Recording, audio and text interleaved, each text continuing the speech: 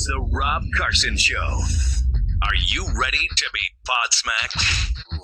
Now, here's Rob Carson. Here we are, guys. Welcome to the show. Glad to have you join me. For those of you on the podcast, it's episode 264, ladies and gentlemen.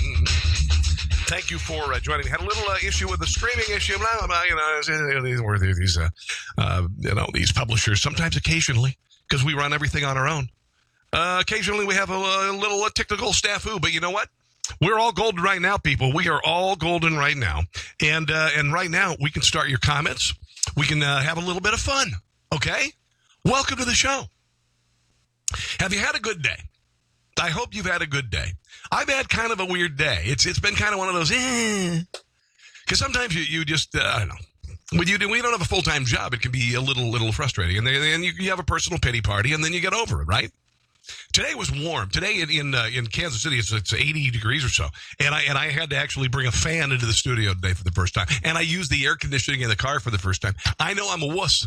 I'm a complete wuss. Hey, Johnny York. What's up, man? Johnny Rourke, I should say. Always good to have you here. Also want to say hi to everybody on LibertyOneTV.com, LibertyOneTV.com. Do you know whose birthday it is today? Do you know who's a big boy today? Do you have any idea who's a big boy? Would you believe that David Hogg turns 18 years old today? David Hogg, ladies and gentlemen, is officially a big boy. Okay.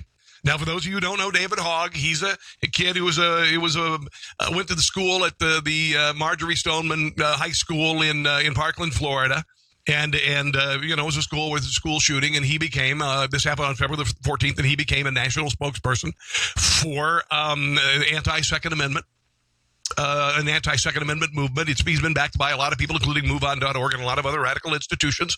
And then there was a giant March for Our Lives, and he's a speaker there and the whole deal, and he had nothing to do with arranging it. Don't get me wrong. He didn't. And I'm sorry for what he went through. And if he lost any friends, God bless him. But, I mean, this is a little montage of David in the last few months being an official spokesperson for the anti-gun movement in this country because he went to the school. Here's some of his best moments. Pathetic that want to keep killing our children.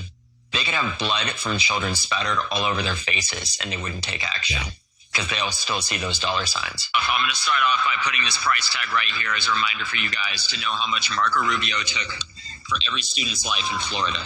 $1.05. Did I tell you that David is 18 today, so that makes him an adult? Okay. I mean, do you think that's unnecessarily provocative? No, I think it's not enough I don't think it's even provocative enough. When your old parents like, I don't know how to send an iMessage, and you're just like, give me the phone. Sadly, that's what we have to do with our government because our parents don't know how to use a democracy, so we have to. So, yeah, remember he said that basically because mom and dad can't use an iPhone and Instagram and all the cool things these kids are doing nowadays, they certainly can't run the government. Dana's trying to do, I believe she's the CEO of the NRA. She's talking about Dana Lash there. To distract people. If you listen to her talk, she's a national spokeswoman for the NRA. Exactly. She owns these congressmen. She can get them to do things. It's just she doesn't care about these children's lives. It just makes me think what sick are out there that want to continue to sell more guns, murder more children, and honestly just get reelected. What type of person are you when you want to see more money than children's lives? What type of person does that? If you can't get elected without taking money from child murderers, why are you running? With Rick Scott, it's like, when I get elected to Senate, we're not. You can't take money from child murderers. David Hogg, happy birthday there, Davey. David Hogg, he called NRA the child murderers. He calls you and me as NRA members. We have blood on our hands. Oh, let's do a little birthday montage for Davey as he enters the realm of ideas as an adult. And by the way, this means junior, or as Sean Connery said in Indiana Jones and the Last Crusade, Junior, you're a big boy now. So let's do a little birthday, get him a message to Davey today, shall we? Oh, Davey. Davey. Oh, Davey. Davey. Oh, Davey. Oh, Davey. Oh, Davey. Oh, right Davey. there. Oh, Davey. Oh, Davey. Yeah, here's another one. Okay, little birthday song for Davey. Sing along, everybody.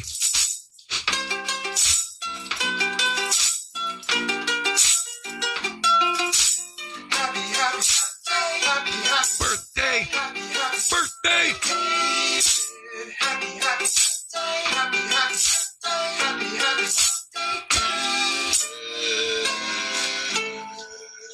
Happy birthday, Davey. You are now 18 years of age, Davey. Until about, yesterday, you could say just about anything you wanted about all the adults in the room, and you could become an official spokesperson against the Second Amendment of this country and an expert on the Second Amendment, and you could appear just on like-minded media like CNN and MSNBC and those folks. You could do all of that stuff. You could do all of that, and you could say just about anything, and then you could just retreat. As I said, you could just retreat to behind Alison Camerata's apron strings, and nobody could say anything about you. And Laura Ingraham, even just a little tweet about you not being able to get in college because your HTT score was 100 points lower than the average at the 4 universities in California you wanted to go to school at. But now, Davey, yesterday you could go to the pediatrician. Today you got to go to the doctor. Yesterday you got a sticker when you went to the dentist. But today, you've got to go to a big boy dentist. You don't get stickers at the big boy dentist anymore. Yesterday, you could ride your bike to school and not worry about it. Today, you got to register for the draft there, Davey. Davey. Have you noticed that David Hogg hasn't said a darn thing in the last, few days? Oh, hi, Greg. How are you? Have you noticed that David Hogg has not been in the news for about a week? I have to kind of wonder, maybe it was because of his impending birthday. Maybe. Am I wrong? Maybe. I got to think part of it was now he's an adult. And now the gloves are off. Now you can, David Hogg is, a victim, or at least a friend of victims, or at least an acquaintance maybe of victims. And David Hogg has been able to say all of these things and still say, I'm a child, and he's not a child anymore. David has been able to pick and choose which media he wants to be on, and not appear on Laura Ingraham's show, even though she offered a heartfelt Christian apology for whatever offense she may have committed and lost a lot of sponsors on her show. And she came back on Monday and she said, "I'm not going to let this lie. I'm going to defend free speech, ladies and gentlemen." She lost 2 more sponsors for saying that. But David Hogg, he did I like to use this analogy. At the end of a movie, when the hero or the villain has laid the charges in the building behind him, and there's a stream of either gunpowder or gasoline running out, in front of them, and then they take a cigarette and they just kind of flick it casually into the gas, and it goes up and the building explodes behind him. Well, that's what David Hogg did with this whole Second Amendment, basically the argument of Second Amendment, and all of this. He basically is walking away from the explosion he created. The explosion he created, and this is very passive-aggressive stuff. It's really passive-aggressive stuff. Shoots his mouth off and then walks away and, hides and is a child. And now we don't see him at all. Have you seen him at all? He said he's going to take a year off. He's going to take a year off. He's going to campaign, get people to vote, or at least register to vote, and also campaign about getting rid of assault weapons. I have to think that there's a reason why you don't see him, and I think a lot of it has to do with he's an adult now. He can't claim to be a child anymore. I don't know. Just something that's kind of ticking me off. There were a lot of people during the Obama administration, me being one of them, who said that he doubled the national debt. It went from 11 million to whatever, 20 million or 19 million or something, to 10 million to 20, 19 million, whatever. Anyway, he basically doubled it. And we were all freaks about it. We were all hawks about it. And we were all concerned about the future of the country and our children. And right now we have a government that's doing twice what Barack Obama did almost. The federal government collected a record $736 billion in individual income tax in the first 6 months of fiscal 2018. But we still have a $599 billion deficit. We're going to have a $1.2 trillion deficit by the end of the damn frickin' year. And Donald Trump signed the budget. Democrats insisted on this massive, bloated-ass budget. And here we go. They're saying $28 billion, with $29 billion by 2028. It ain't going to take that long. It's not going to take that long. Unbelievable. Unbelievable. A couple of things yesterday from the testimony. All right, I'd like to say the testification of Mark Zuckerberg, the CEO of Facebook. Hello, Marty. How you doing? Poor little Davy is playing second fiddle to a porn actress. Ha! That's nice. John Harper, thank you for doing it again. If you would share, please. I'm hoping that maybe what happened on Capitol Hill, well, I'm not holding my breath, but I'm hoping that maybe Facebook will realize there's some pissed off people with regard to the algorithm that they enacted in January, which killed a lot of conservative publishers, including Diamond and Silk. Diamond and Silk. We've got a few pieces of video I want to share with you about what happened on Capitol Hill yesterday. Here is Steve Scalise. You'll recall Steve Scalise. He was shot by a Bernie Sanders supporter at a baseball field in Washington. Well, he was actually over in Virginia, near Washington, D.C. Him and two security guards, but this guy was there to massacre. He was there to massacre Republicans. Here is Steve Scalise talking to Mark Zuckerberg about Facebook censorship yesterday. I doubt it's going to sink in, but we can only hope. I do want to ask you about a study that was done dealing with the algorithm that Facebook uses to describe what is fed to people through the news feed. Now, I didn't realize that he was a computer programmer. And what they found was, after this new algorithm was implemented, that there was a tremendous bias against conservative news and content and a favorable bias towards liberal content. And if you can look at that, that shows a 16-point disparity, which is concerning.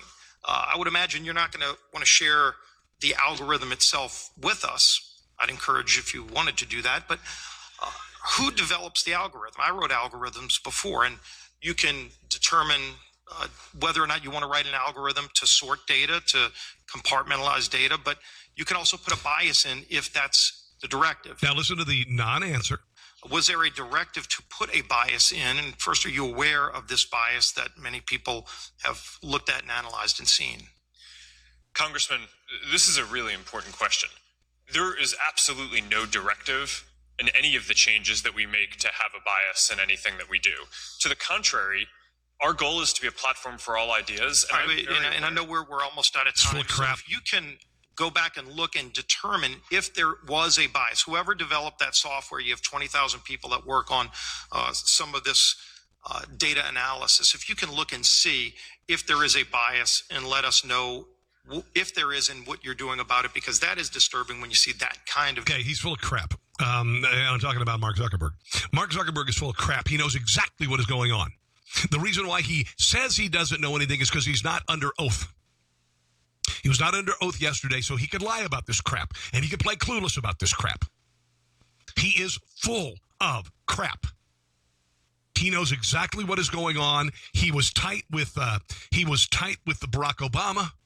And if you think that Mark Zuckerberg, if you think this doesn't come from the top, you're high. Get that son of a bee under oath so we can't lie about this crap, because we all know it's true because we see it. And we see the tens of thousands of people who are losing their livelihoods because they are not seen. They can't reach the fans that want to reach them. Unbelievable. Here is Tim Scott. Well, no, actually, I'm going to go with Billy Long. Billy Long's a good old boy from southern Missouri. I lived in Springfield, Missouri briefly. He was a radio personality and a bunch of other stuff, and now he is a congressman. Here is Billy Long being honest, and I love this. Listen to Billy Long just telling him, you might want to change that algorithm. Doing nothing and overreacting. So far, we've done nothing on Facebook. Since your inception in that Harvard dormer many years ago, we've done nothing on Facebook. We're getting... He said Congress does two things really well, doing nothing and overreacting. Ready to overreact. So Just take that as a shot across the bow warning to you. You've got a good outfit there on your front row behind you, that very bright folks. You're Harvard educated. I have a Yale hat that cost me $160,000.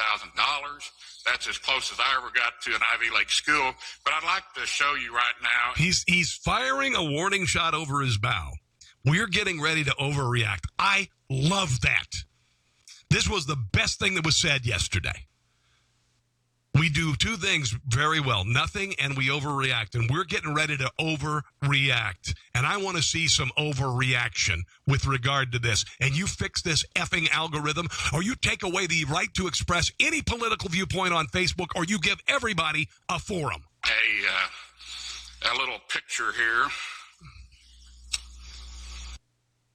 Do you recognize these folks? Diamond and Silk. I do. Who are they? I believe, is that Diamond and Silk? That is Diamond and Silk, two biological sisters from North Carolina. I might point out they're African American. And their content was deemed by your folks to be unsafe. Which, by the way, is academic speak. It's college speak for speech that you don't approve of, speech that hurts your little sensibilities, speech that you disapprove of, speech that you want silenced. It's deemed unsafe. I don't know what type of a picture this is, if it was taken in a police station or what, in a lineup, but apparently they've been deemed unsafe. Diamond and Silk have a question for you, and that question... By the way, Diamond and Silk say Facebook still has not talked to them. ...is, what is unsafe about two black women supporting President Donald J. Trump? Well, Congressman, nothing is unsafe about that. The specifics of this situation, I'm not as up to speed on as I... You're full of crap, Mr. Zuckerberg. You can't hide behind your youth anymore, your boyish looks and your little booster seat that you're sitting on. You're a big boy, too. Probably would be if I didn't have hearing that I... You have 20,000 employees, as you said, to check content, and I would suggest, as good as you are with analytics, that those 20,000 people use some analytical research and see how many conservative websites have been pulled down and how many liberal websites. One of our talk show hosts, Nick Reed, this morning on the radio said that if Diamond and Silk were liberal, they'd be on the late night talk show circuit back and forth. They're humorous. They have their opinion. Amen. Not that you have to agree or that I have to agree, do agree, don't agree with them. But the fact that they're conservative, and I just remember, if you don't remember anything else from this hearing here today, remember, we do nothing, and we overreact. Gentlemen, and we're getting ready to overreact, so I would suggest... Yes! I love it. I love that. I love it. Yeah, I was never a big fan of Billy Long. I listened to Billy Long. He used to be on the radio, Billy Long, and I thought he was a hick from hell. But I love this, man. We're fixing to overreact. It's about damn time. It's about damned time. Tim Scott was speaking in front of another panel, I guess. Tim Scott is a representative, and he's an African-American man, by the way. And I don't like, here's the thing, Diamond and Silk were not, they were not banned because they were black women. That was not it. And I don't like playing the race card. Tim's a senator. I'm sorry. He's a senator from South Carolina. I know this. But I don't like the race thing. I think when you play the race card, regardless of what a political affiliation you are, if you play the race card and there's nothing racial going on, I don't like it. I don't like it when it happens from the left, and it usually happens from the left, and I don't like it when it comes from the right. And here's Tim Scott kind of doing the same thing. Women, Lynette Hardaway and Rochelle Richardson, two African-American women, better known as Diamond and Silk, built a substantial following on Facebook over the past few years. Recently, Facebook, a company where at least in their terms of their senior leadership, would have to look up the definition of diversity because they've had none. They came to the conclusion that their policy team, and I quote, their policy team has come to the conclusion that your content and brand has been determined unsafe to the community. This is Facebook talking to Diamond and Silk, suggesting that their content is unsafe for the community. What is it about two black women espousing their support of the President of the United States that makes them unsafe for the community? That's the question. It's not about being black. Okay? It's not about Diamond and Silk being black. There may be something to them being black Trump supporters. You know what I mean? It's not because they're black. It's because they are one of the few black supporters that Trump has, apparently. Maybe there's some of that. But it's largely because they've gained popularity as Trump supporters. Maybe black Trump supporter had something to do with it. but just being black has nothing. You know what I'm trying to say? No. Anyway, Paul Chapa's on. Hey, Paul, what's up, my brother? How are things at Fish? Friends in Service of Heroes, a great organization. Friends in Service of Heroes, they do wonderful things. They give service animals to veterans. They give these powered wheelchairs, these track wheelchairs to quadriplegics and paraplegic soldiers, and they can go out and they can hunt and fish again. They can get out of the great outdoors, and they can go on trails and stuff. It's a glorious organization, Friends in Service of Heroes. Look it up. Look it up. Johnny Rourke says they were banned for being conservative. Yeah, definitely it was that. They're high-profile conservatives, but I think a little bit, to make it even worse for the left, they hate when black people like Donald Trump. That's also a little bit of it. It's not all of it. It's a little bit of it. So anyway. Let's see here. Do we have any? Oh, John Kennedy. John Kennedy yesterday. There's a guy named John Kennedy. He's a congressman. Interesting cat. He said yesterday, he said that Facebook, you suck. Essentially, it was pretty funny. I think I'm going to see if I can find the soundbite from John Kennedy yesterday. He's a pretty funny guy. Yeah, here he is. Here's John Kennedy yesterday. Here's what everybody's been trying to tell you today, and I say this gently. Your user agreement sucks. You can spot me 75 IQ points. If I can figure it out, you can figure it out. Okay, so that's him yesterday, saying that Facebook sucks, and he got some some laughs there, and apparently he's quite a card, and he said something at the end about translating languages on Facebook around the world, and one of them being Swahili, and apparently that offended a lot of people, and they now are saying that incident, saying Swahili as a language was somehow racist. Let's try this again. Okay. I want to play a little bit of that in just a moment. But first, at the end of that exchange, when you were asking the question of Mark, you said in English, not in Swahili. And obviously, you're probably aware there has been outrage over your Swahili line by some calling it a racial slur. It's an outrage. People are outraged. Swahili is a punchline. Okay, if you've ever watched stand-up comedians over the years, you look for funny words. You look for what's funnier. What's funnier, Timbuktu or New York City? It's Timbuktu. What's funnier in the Bugs Bunny car? Albuquerque. You look for the word that's funny. You don't say in Dutch. You say in Swahili. You don't know what Swahili. I don't know where the hell Swahili is spoken, to be quite honest. But it's a joke. That's what it was about. Disparaging, distasteful, unnecessary. Do you want to apologize for it, or do you think that those people are taking it too seriously? No, there's nothing to apologize for. I think everybody understood the point I was trying to make. Thank you. Thank you. I'm glad. I wasn't going to go here with this next thing, but you know what? We have got the speech police in this country, and it's ruining people's lives. Last week, there was a new talk format called The Machine, and this was going to happen in San Diego, and it's supposed to be edgy talk radio. Okay, goodbye Howard Stern, but I'll talk, you know that kind of thing. So anyway, Talk That Rocks, The Machine. There's a guy who was going to be on the air. His name was Kevin Kline, and he tweeted out that to follow, join the show tomorrow morning, jump to a new morning show.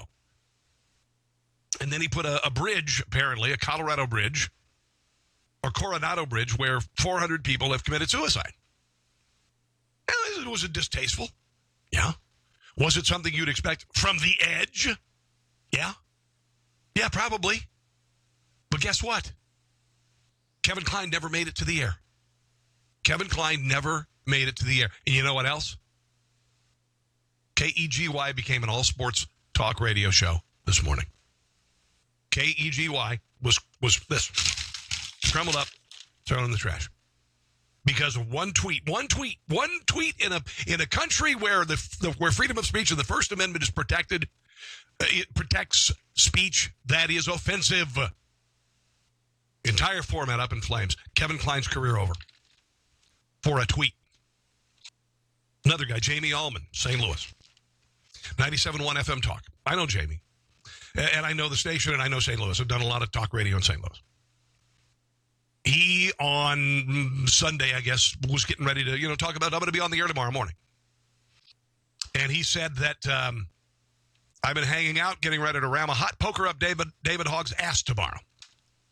He has a talk show on KFTK, or I should say KDNL TV.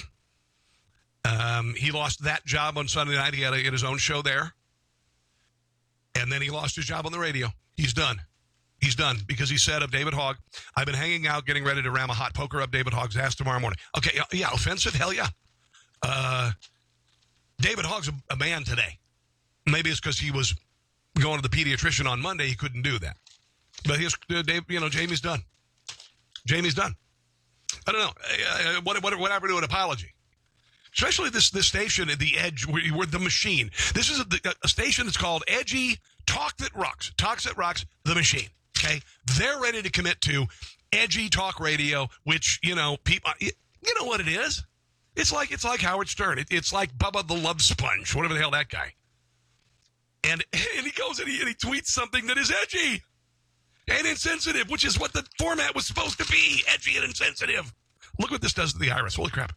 Wow, it's dark. Wow, it's light. Eclipse. Daytime. Eclipse. Daytime. That's weird. Those guys listening on the podcast, you can't see it. My iris was looking weird on my camera.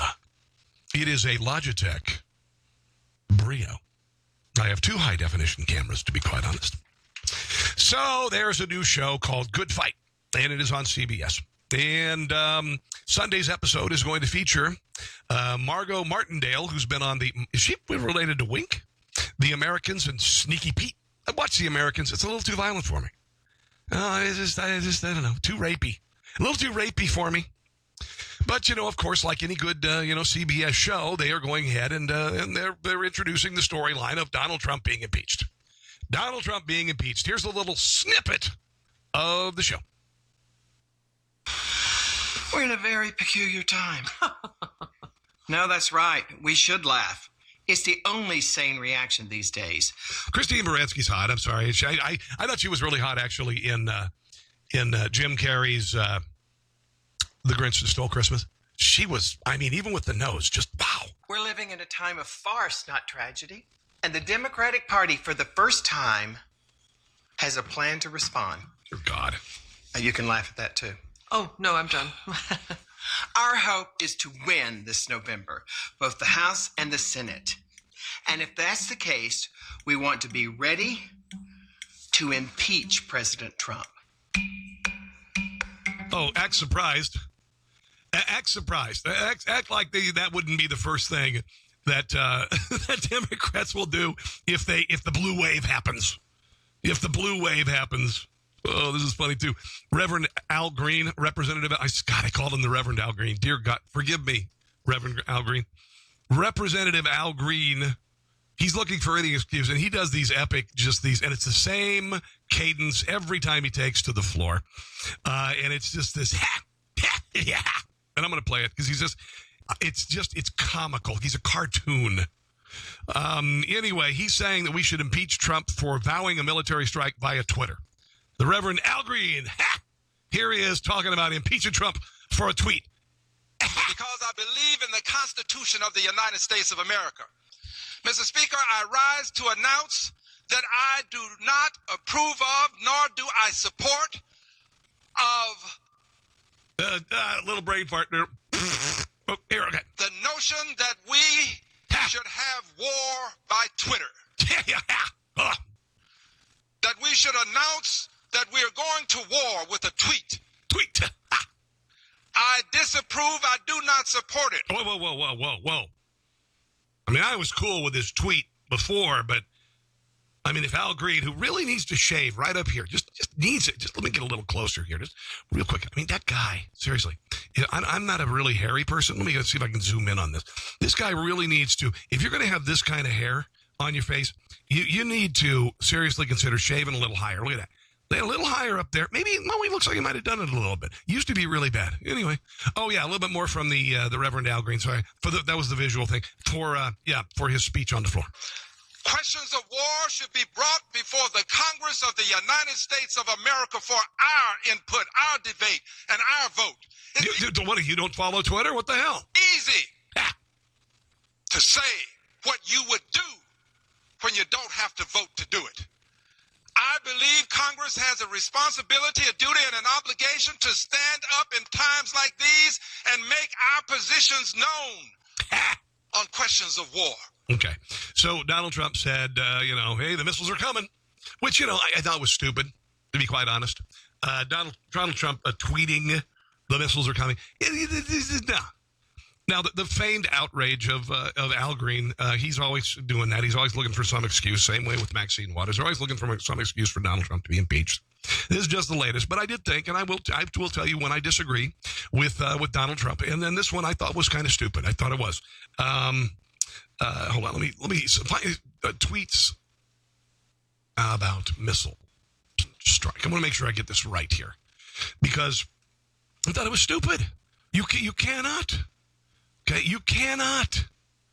On Twitter, Russia. Okay, what I'm trying to say exactly what he said here. I want to make sure I get this right. You shouldn't be partners. Gas killing animals who kills his own people. Russia's get ready, Russia, because we will be coming. We will be coming. Russia vows to shoot down any missile like that. That's a new one. But he basically said that the bombs are coming, the missiles are coming, and that's stupid. That's stupid. That to me that lacks judgment. That lacks solid judgment. Okay, Twitter is for kids. Okay, Twitter is for kids. Twitter is for reaching people in a superfluous manner.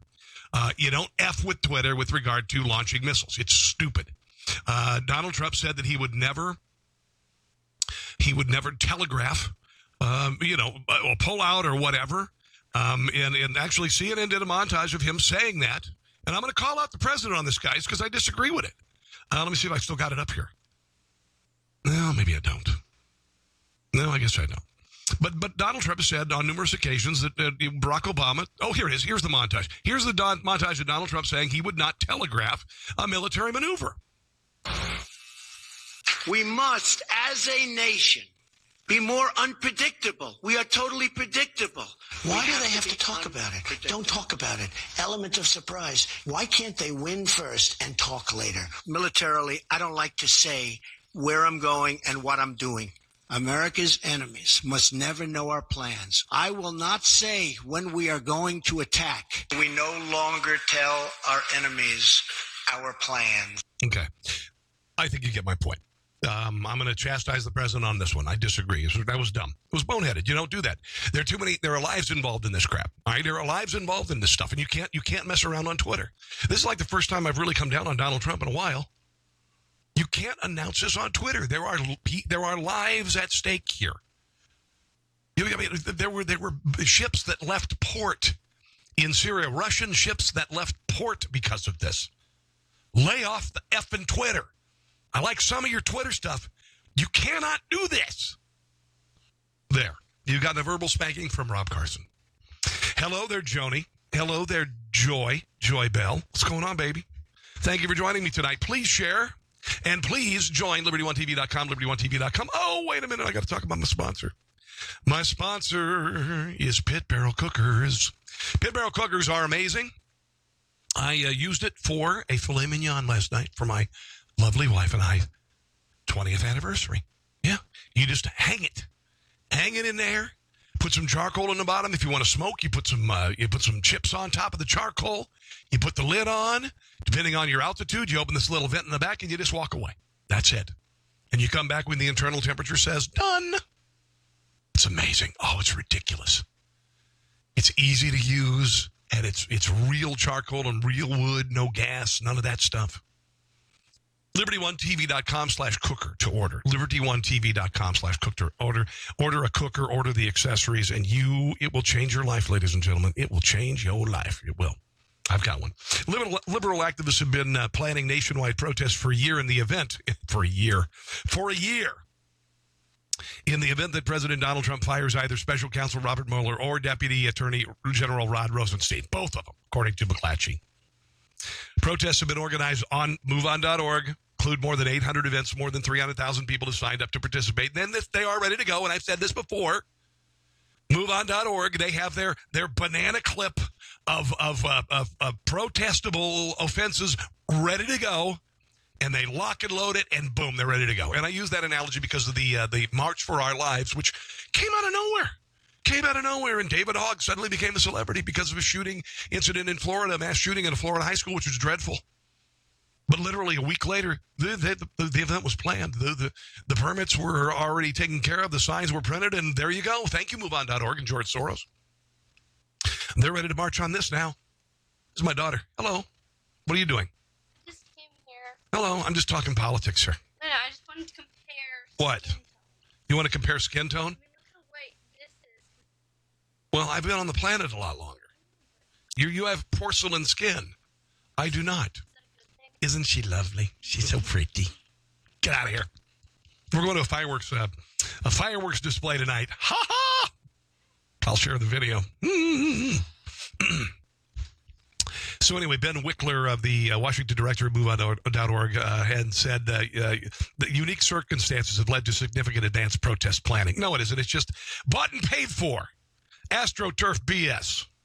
We've never had a crisis plan that we had to put in action like this. You're high. The Women's March was yours. It was already there. From time immemorial, we've always had protests planned in response to events or to create events themselves. We have never been on the brink of a constitutional crisis like this. These extraordinary times call for extraordinary measures. Shut your effing mouth. The website TrumpisNotAboveTheLaw.org details red line actions that would trigger protests. I kind of get tired of the protests, right? I mean, every weekend there's an effing protest. It's like living in Minnesota. And when I lived there for a while, it was like that. Here they are. Firing Mueller, pardons of any key witnesses, actions that would prevent the investigation from being conducted freely, such as replacing Rod Rosenstein, Mueller's current supervisor, blah, blah, blah. What a horse crap. National Enquirer paid the doorman of a Trump property in New York $30,000 to bottle up a story alleging Donald Trump had an illegitimate child with a female employee. American Media Inc. paid $150,000 to former Playboy playmate. He claims she had an affair with Trump, made the payment to Dino Sajuddin in exchange for signing the rights in perpetuity to a rumor he heard about Trump's sex life. So for $30,000, he got paid for a rumor. I need to start a rumor. Trump was married to Bigfoot. $30,000. Sajidin's story alleged that Trump impregnated a female employee at the Trump World Tower. The woman at the center of the story emphatically denied to a wire service that she had an affair. She said it's fake news. Okay.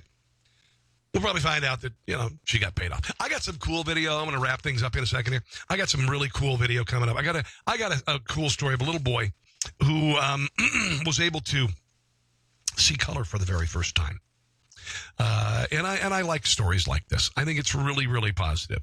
And I think it's heartwarming. And I like some viral videos and, beyond just posting political posts and political videos. You know what I'm saying?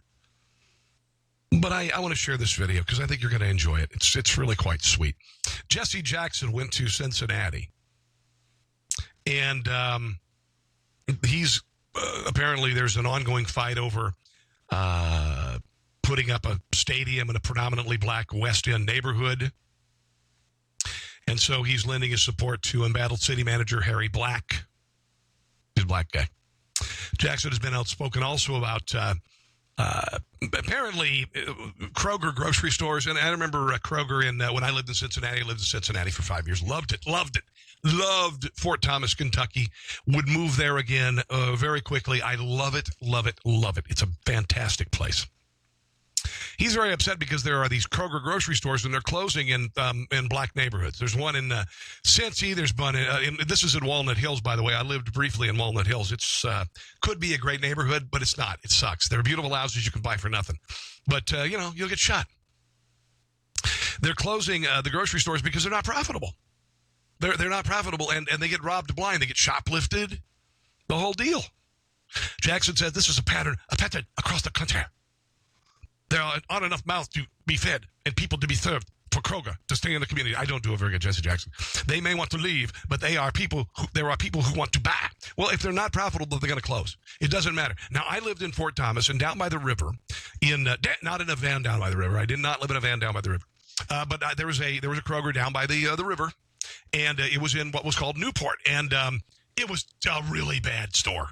I mean, it was Hicks from hell, and dirty and awful, and it was predominantly white, poor neighborhood. White, poor neighborhood. Let me tell you an example. I went in when I first moved there, and I went up to this guy, and I said, "Hey, man, where's the pesto?" And he said, "Pesto, I believe that's over there in aisle 7." Then I went over to aisle 7, and you know what was there? Bug spray.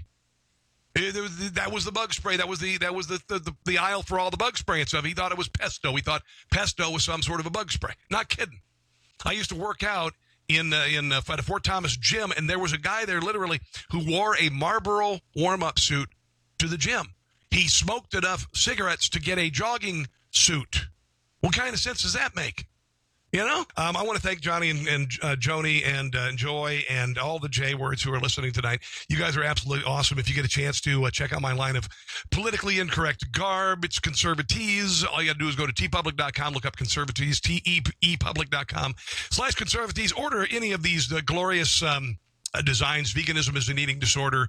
Uranium One, making Russia great again. Adorable, deplorable. You can have those on T-shirts, on laptop covers, on phone case covers, the whole deal. I do appreciate you joining me, and I'm sorry about the missing that video soundbite or video and audio soundbite.